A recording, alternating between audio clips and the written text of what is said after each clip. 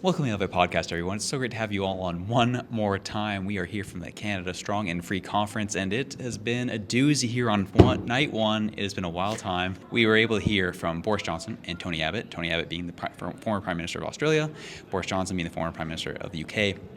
And they had a lot of different things to talk on different issues and some eye-opening things. We've posted on our own Twitter some of the things that stood out to us, what was said during the opening event. But Reg, I know you had some key things you want to talk about, one of them being Ukraine. Yeah, so basically one of the things that we listened to was the speaker actually put the question right to the two individuals, asking them what their stance on Ukraine was, what the correct movements going forward should be, what should assistance for Ukraine look like. And it was kind of unanimously discussed that we should be sending more weapons, more supplies, faster, sooner, that the detriment of Ukraine right now has been the fact that the West has been holding back weapons supplies. So it was really interesting to hear that.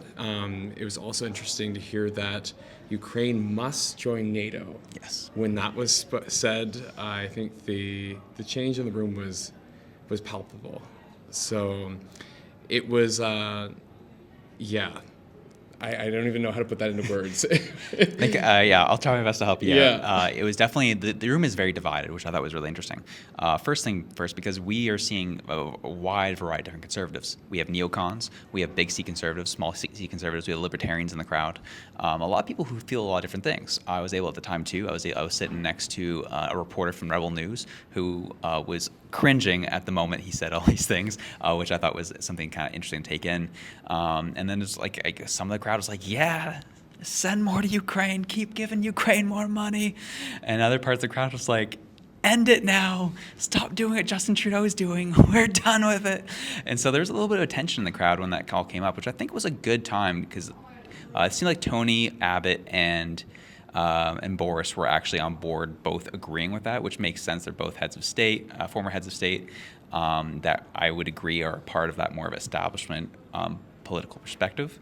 And they really would support Canada if Pierre Poilievre were to take that type of stance in his leadership. He thinks the Conservative Party in Canada is in a really good spot. So it was just kind of like, we know how our perspective is on this, on our show. And it was interesting to hear someone like Boris Johnson come out in full support of Ukraine, which makes sense of why he nixed peace talks between Ukraine and Russia, because he seems he's really pushing that narrative that the Democrats are doing in the States as well as the Liberals are doing here in Canada. Yeah, and it's just like one of his comments, he said, if you're worried about the security of the world and democracy. And then it was also funny because when he started talking, it almost seemed like he was speaking directly to the American public. At that moment, it was kind of like, sir, I think you need to remember the audience that you're speaking to right now, bring it back to Canada. But he said that when you want to respect America as a superpower, then investing in Ukraine is the most cost-effective measure to take. And at that moment, I could feel myself even just kind of like, ugh, like didn't really love that one, and I don't think the room did either, honestly. He said, if you want to make America great again, you don't do it by ceding victory to Putin. And although it is a conservative conference, although you are going to get people who are definitely going to be aligned with the folks in the States with that whole Make America Great Again movement, I don't think it was the right audience. I did not feel like it landed how he was anticipating. But he went there anyway. Absolutely. And that's something I definitely appreciated, was the fact he was still... I didn't gather from Boris that he cared how the audience viewed his takes. He was just putting himself out there, which we've said this on the show plenty of times. We appreciate when people do that and they do not care. They put their perspectives out there.